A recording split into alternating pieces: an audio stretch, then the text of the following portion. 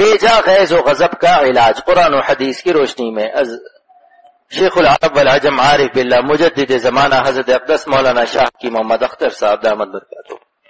بسم اللہ الرحمن الرحیم.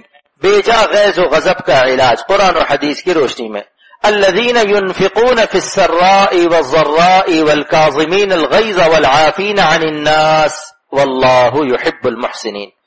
حق تعالی شان و ارشاد فرماتے کہ جنت ان متقین بندوں کے لیے تیار کی گئی ہے جو اللہ کی راہ میں خرچ کرتے ہیں، فراغت میں بھی اور تنگی میں بھی، اور غصے کو ضبط کرنے والے اور لوگوں کی خطاؤں کو معاف کرنے والے ہیں، اور اللہ تعالیٰ ایسے نیکوں کو محبوب رکھتا ہے. تفسیر السراء والضراء حالت یسر وحالت عسر قاله ابن عباس واصل السر الحالت التي تسر والضر الحالت التي تضر. یعنی سرا ہر وہ حالت ہے جو خوش رکھے اور ذرہ ہر وہ حالت ہے جو بوجہ ضرر غمگین رکھے.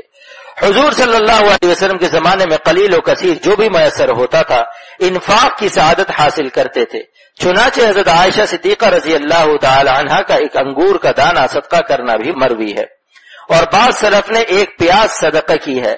اور حضور صلی اللہ علیہ وسلم کا ارشاد ہے جہنم سے بچو اگرچہ کھجور کا ٹکڑا ہی ہو، یعنی اس کو صدقہ کرنے سے عار نہ سمجھو، اور صدقہ کرو اگرچہ تلف محرق جلا ہوا کھرگ ہو. غضب اور غیظ کے ضبط کرنے میں اور ان رذائل کی اصلاح سے قبل حق تعالی شانہ نے انفاق کی شان یہ بیان فرمائی. یہ تمام جملے اگرچہ خبریاں ہیں لیکن قرآن ارشاد اور اصلاح کے لیے نازل ہوا ہے، اس لیے ہر خبریہ میں انشائیہ مضمر ہوتا ہے، یعنی یہ شان ہر مسلمان اپنے اندر پیدا کرے. 11ویں پارے میں حق تعالی شانہ ارشاد فرماتے ہیں خذ من اموالہم صدقۃ تطہرہم وتزکیہم بہا. علامہ علوسی رحمۃ اللہ علیہ روح المعانی میں فرماتے اس آیت سے صدقہ و خیرات کا طہارت انفاس و قلوب میں خاص ربط کا پایا جانا معلوم ہوتا ہے. چنانچہ فرماتے ہیں انما ہی کفارۃ لذنوبہم وترفع منازلہم من منازل المنافقین الی منازل الابرار المخلصین. پس قسم غیب سے قبل انفاق فی السراء والضراء کی آیت سے ربط معلوم ہو گیا. قسم غیظ کی لغوی تشریح. اب اصل موضوع پر عرض کیا جاتا ہے کہ علامہ علوسی رحمۃ اللہ علیہ قزم کی لغوی تشریح فرماتے ہیں اصل القزم شد الرأس القربۃ عند امتلائها، یعنی مشت جب پانی سے بھر جاتی ہے تو اس کا منہ بند کرنے کے لیے رسی سے باندھتے ہیں.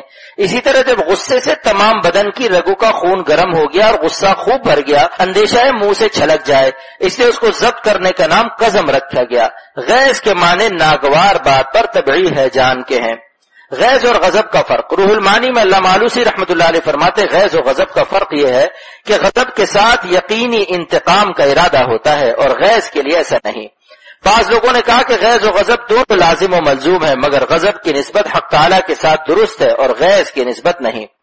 والکاظمین الغیظ کی تفسیر المتجرعین للغیظ الممسکین علیہ عند امتلاء نفوسهم منه فلا ينقمون ممن يدخل الضرر عليهم ولا يبدون له ما يكره بل يصبرون على ذلك مع قدرتهم على الانفاذ والانتقام وهذا هو الممدوح.